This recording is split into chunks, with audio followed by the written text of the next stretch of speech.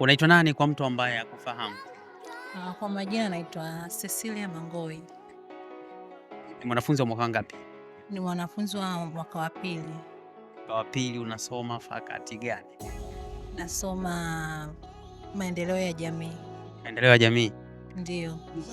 Okay. Siku ya tarehe 9 mwezi wa kwanza 2026 kuna tukio ambalo litakalokuwa likiendelea. Wewe ni kiongozi pia, japokuwa hujajitambulisha, lakini tunafahamu ni kiongozi. Kwanza ni kiongozi wa nini? Ni naibu waziri wa elimu. Okay, ukiwa kama naibu waziri wa elimu umejiandaje kwenye hili tukio? Kwa kweli sitaki kuongea sana, lakini vitendo huongea. Si unajua elimu haiwezi kuenda bila burudani. Kazi na dawa. Kazi na dawa. Yeah. Wewe una kipaji gani ambacho hiyo siku utakionyesha? Kipaji ninacho mimi na kipaji cha kucheza volleyball. Sikio nitaonyesha. Onyesha kuwa unacheza volleyball. Nacheza volleyball na pamba. Yeah. Okay, sasa mimi nataka utoe ushauri kwa mabinti wenzako kuhusiana na swala la mahusiano ukiwa kama kiongozi.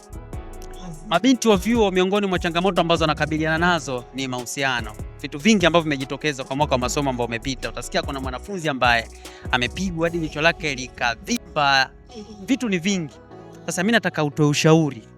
Lakini kabla hujatoa ushauri, wewe unahisi kwanza kwa chuoni ni vizuri kwa mwanafunzi kuanzisha mahusiano?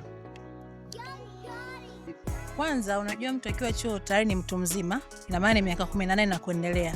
Ana maamuzi ya yani yeye mwenyewe ana uwezo wa kuamua juu ya maisha yake. Anaamua yeye mwenyewe, anaona hiki kinachofanya ni sahihi, hiki kinachofanya si sahihi.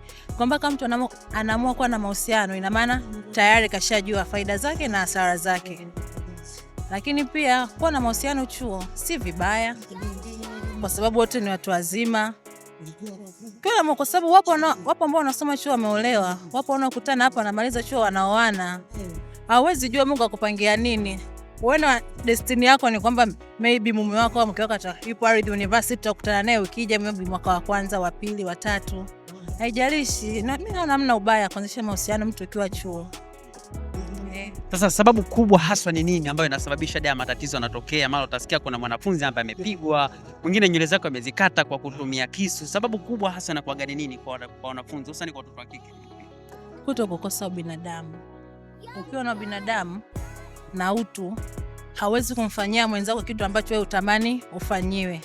Hata kama mtu amekufanyia nini, lakini kisha kuwa na binadamu na utu ndani yako, hawezi kumfanyia kitu kibaya. Yaani hata itokee nini, hata kama umkute maybe anatoka na mume wako au nani, zipo njia nyingi za kusolve. Kuna kuongea. Ina maana kama ni mdada, ina maana mpaka yule mdada umemkuta anatoka na mume wako, ina maana mwenyewe ametongozwa. Kwa nini umpige? Kwa nini? Ilikuwa haina haja. Kulikuwa unaweza ukaa naye chini kuongea bila kutumia nguvu. Yaani ni kuwa na utu na binadamu ndani yako. Ukiwa na utu huwezi kumfanyia mtu kitu ambacho wewe mwenyewe huwezi kumfanyia ndugu yako au mama yako au dada yako. Mimi nikushukuru sana kwa muda wako. Asante sana. Kikubwa tujue kilichotuleta chuo ni elimu, mengine ni ziada. Okay. Tumtangulize Mungu pia. Bila Mungu hamna kitu.